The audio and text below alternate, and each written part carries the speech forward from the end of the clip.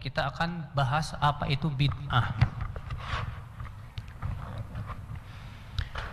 Kita akan memberikan definisi dulu bid'ah dari sisi bahasa dan bid'ah dari sisi istilah. Bid'ah secara bahasa, apa itu bid'ah secara bahasa? Bid'ah secara bahasa dari kata bada'a, artinya ikhtilaqul amri ala ghairi misalin sabiq, membuat sesuatu yang sebelumnya enggak ada, mengada-ngada sesuatu yang sebelumnya tidak ada. Apa Mas? Bid'ah secara bahasa membuat sesuatu yang sebelumnya tidak ada. Ini secara bahasa apa secara istilah? Secara bahasa. Mobil bid'ah, betul. Sapi secara bahasa. Kacamata bid'ah, betul. Tapi secara bahasa. HP bid'ah, betul bid'ah, tapi secara bahasa. Pesawat bid'ah. Emang ada di zaman Nabi pesawat, Pak? Enggak ada. Betul bid'ah, tapi secara bahasa. Apalagi? Wajah antum juga bid'ah kali.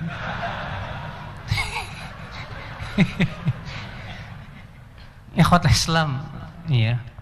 Jadi bid'ah secara bahasa itu artinya mengada-ngada sesuatu, membuat sesuatu yang sebelumnya tidak ada. Ingat loh, ini secara bahasa. Sekarang bid'ah secara istilah. Kenapa sih para ulama selalu mendefinisikan dari sisi bahasa dan istilah, Pak? Untuk mengingatkan bahwa sesuatu makna secara bahasa berbeda dengan secara istilah. Sholat contohnya, sholat secara bahasa artinya berdoa. Secara istilah apa? Ucapan dan perbuatan yang khusus dengan waktu yang telah khusus dan gerakan yang khusus. Nah itu namanya apa? Sholat. Nah, sekarang kalau orang liberal membawa kata sholat kepada makna bahasa, oh saya sih selalu sholat, saya selalu berdoa. Nah, ini salah, berarti dia sudah memaknai sholat hanya sebatas dari sisi apa? Bahasa. Nah, sekarang bid'ah pun begitu, ada makna secara bahasa, ada bid'ah makna secara apa? Istilah syariat. Baik, sekarang bid'ah secara istilah syariat, para ulama berbeda-beda dalam mengungkapkannya.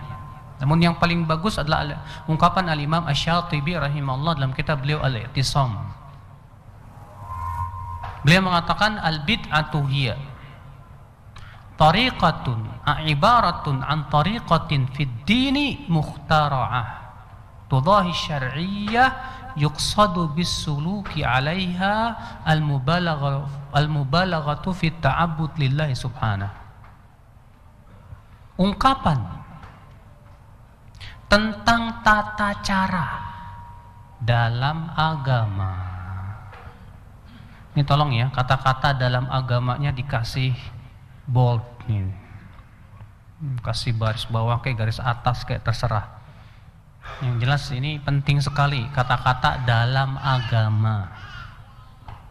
Ungkapan tentang tata cara dalam agama yang menyerupai syariat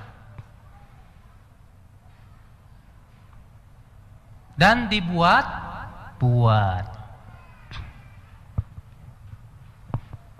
yang tujuannya adalah bersungguh-sungguh untuk beribadah kepada Allah. Yang tujuannya apa?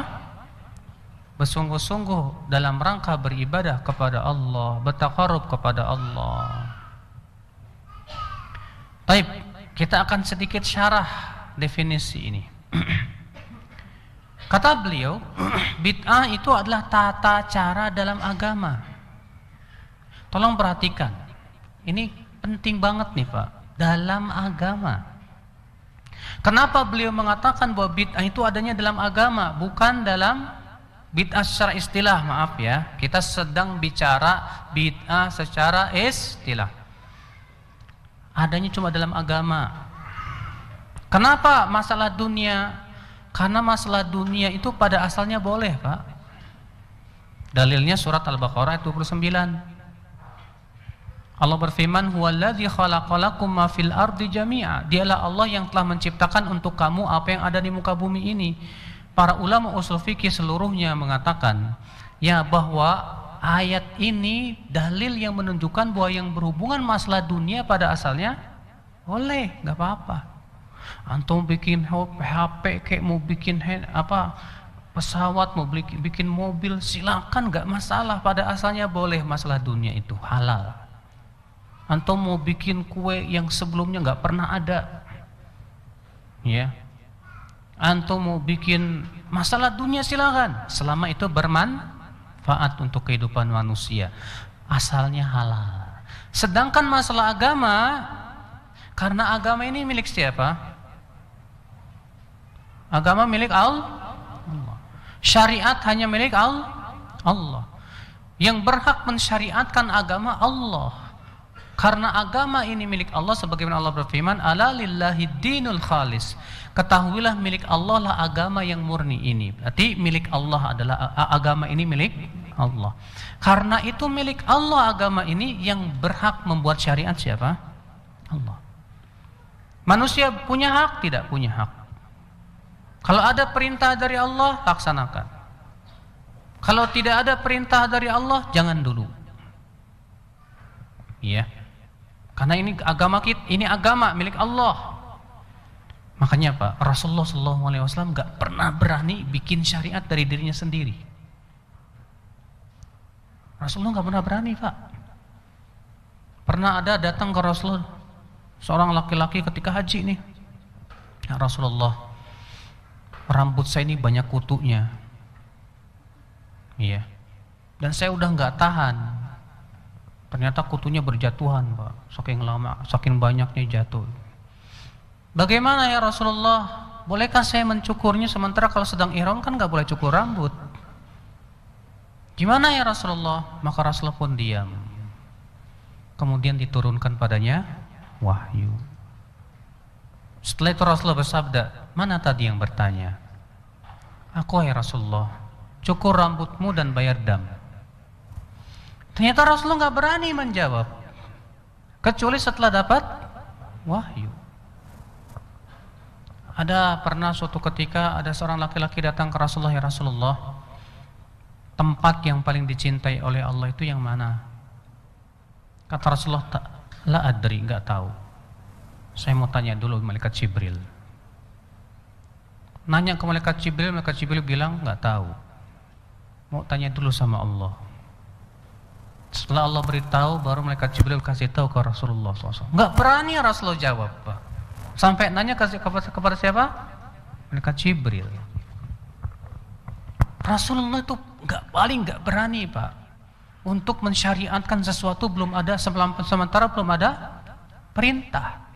Ketika di kota Mekah, Hudzaifah ibnul Yaman datang, Pak, membawa pedang terhunus. "Saya Rasulullah, sampai kapan kita dihina terus seperti ini ya Rasulullah?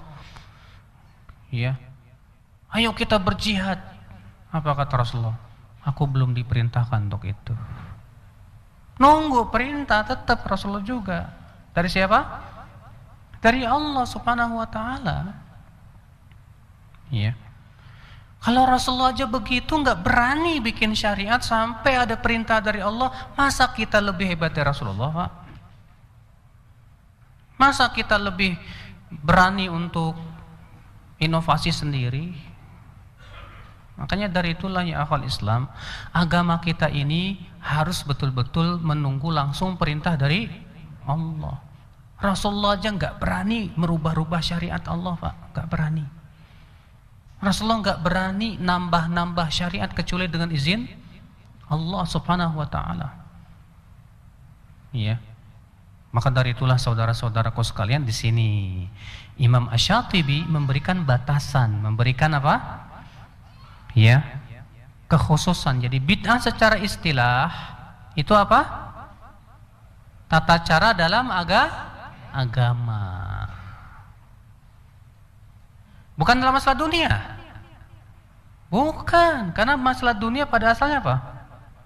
Halal. Tapi kalau masalah agama pada asalnya apa? Nggak boleh dulu. Coba Pak, kaidah ini bikin kita mudah loh Pak. Ibadah beban nggak Pak? Ibadah beban nggak? Beban. Iya. Kata makanya kan disebut mukallaf. Pernah dengar nggak kata-kata mukallaf? Mukallaf itu bahasa Indonesia bahasa Arab. Mukallaf bahasa Indonesia bahasa Arab. Bahasa Arab. Mukallaf artinya apa secara bahasa Indonesia? Mukallaf itu artinya yang dibebani, Pak. Makanya kata para ulama, disebut mukallaf itu kalau dia balik, muslim, balik dan berakal, nih mukallaf. Loh kenapa disebut mukallaf? Karena mereka telah dibebani syariat, dibebani sholat, zakat, puasa. Berarti ibadah itu beban bukan? Beban. Karena ibadah itu beban ya akhi, maka syariat kita ini pada asalnya belum memberikan beban kepada manusia. Sampai ada perintah dari Allah Subhanahu wa taala. Saya mau tanya sama kamu. Lebih mudah mana? Melakukan atau meninggalkan? Hah? Lebih mudah mana? Melakukan apa meninggalkan? Lebih mudah meninggalkan. Oke. Kalau meninggalkan doang kan. Kalau melakukan sesuai kemampuan. Tidak semua orang bisa melakukan, Pak. Tapi kalau untuk meninggalkan, ninggalin aja udah selesai. Berarti karena ibadah itu melakukan, berarti beban enggak? Beban. Maka dalam syariat ibadah pada asalnya tidak boleh sampai nunggu dalil dari Al-Qur'an dan hadis Nabi sallallahu alaihi wasallam. Mudah tidak kalau seperti itu, Pak? Mudah. Iya. Tapi terkadang kan kita pengennya yang susah-susah. Dikasih kemudahan maunya yang susah. Padahal syariat agama ini mudah sekali, alhamdulillah. Nah, inilah ya akhul Islam. Jadi tuh tata cara dalam agama. Jadi bid'ah secara istilah syariat itu hanya dalam masalah agama. Masalah dunia monggo. Karena itu pada asalnya halal. Tapi tetap dalam masalah dunia syariat Islam pun memberikan batasan. Contoh misalnya jual beli, bagaimana batasannya, bagaimana larangannya. Contoh misalnya berpakaian, bagaimana batasannya, apa yang perlu dipakai dan apa enggak boleh. Demikian pula makanan dan minuman, ada batasan-batasan dalam syariat, ada. Iya. Nah ini akhi, saudara-saudaraku sekalian, paham sampai sini? Kita lanjutkan. Tata cara dalam agama yang buat. Artinya tidak ada asalnya dalam syariat. Iya. Dan ini ada dua macam, Pak. Ada dua macam.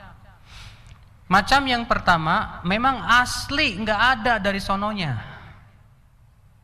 Ini ibadahnya asli dibuat-buat, nggak pernah dilakukan oleh Rasulullah, tidak pula sahabat, tidak pula tabiin, tidak pula tabi'ut tabiin. Nggak ada udah. Dicari dalilnya sampai botak nggak ketemu. Iya, asli. Yang kedua, ditambah-tambah dari yang disyariatkan. Contoh sholatnya benar sesuai syariat, tapi ditambah dengan perbuatan-perbuatan yang enggak ada sesuai syariatnya. Ya. Adapun contoh yang pertama misalnya apa? Sholat rogoib, hadisnya palsu, Pak, dengan kesepakatan seluruh ahli hadis. Sholat nisfu Sya'ban, hadisnya palsu kata Imam Nawawi dengan kesepakatan seluruh ahli hadis. Karena hadisnya palsu berarti enggak ada asalnya sama sekali. Maka ini namanya bid'ah yang memang asli nggak ada dari sononya. Iya. Ada lagi yang memang bid'ah ditambah-tambah, Pak. Ada orang sholat begini, Pak.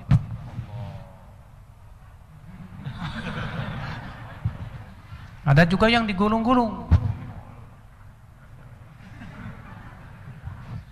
Iya. Ini ditambah-tambah. Kalau sholatnya benar sesuai syariat, sedekapnya sedekapnya juga sesuai syariat, cuman ditambah pakai gaya-gaya gitu. Yes. Habis belajar kungfu kali Wing Chun.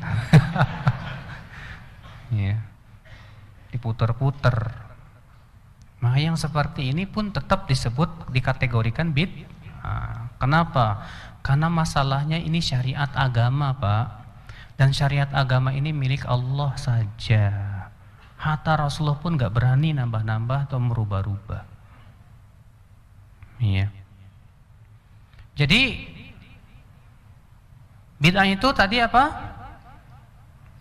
Hah? Tata cara dalam agama yang dibuat menyerupai syariat. Menyerupai syariat nggak? Iya dong. Karena kan orang nganggapnya ini agama, Pak. Jadi menyerupai apa? Contoh, sholat tergoib hadisnya palsu, nggak ada hadis sahihnya. Sholat mirip-mirip nggak, Pak, syariat? Oh iya. Ya, ada nilai ibadah di situ, ada. Kemudian yang terakhir apa? Dan tujuannya adalah dalam rangka bersungguh-sungguh beribadah kepada Allah. Nah, inilah ya, kalau terpenuhi 4 perkara ini disebutlah perkara itu bid'ah secara syariat. Secara apa, Pak? Secara syariat. Iya. Ikhwatal Islam, saudara-saudaraku sekalian. Jadi ini bid'ah secara syariat. Siapa yang bisa ngulangin? Ada? Nggak bisa. Ungkapan tentang tata cara dalam agama yang menyerupai syariat, yang dibuat-buat, yang tujuannya adalah bersungguh-sungguh dalam rangka beribadah kepada Allah. Alhamdulillah. Ada hadiahnya, Masya Allah. Ya. Nah, ini berarti kita bisa membedakan bid'ah secara bahasa dengan bid'ah secara syariat. Apa bedanya bid'ah secara bahasa dengan secara syariat?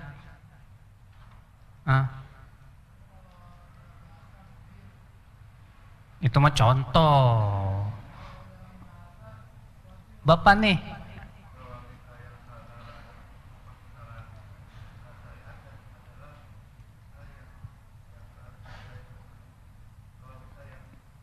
jangan tegang, Pak, jangan tegang, biasa aja, Pak.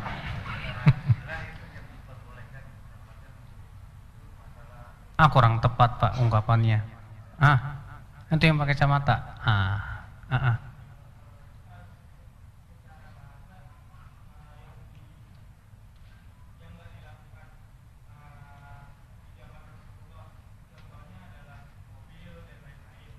Salah.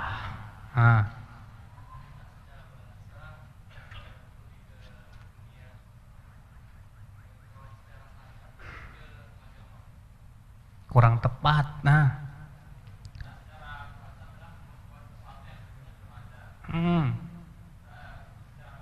Iya.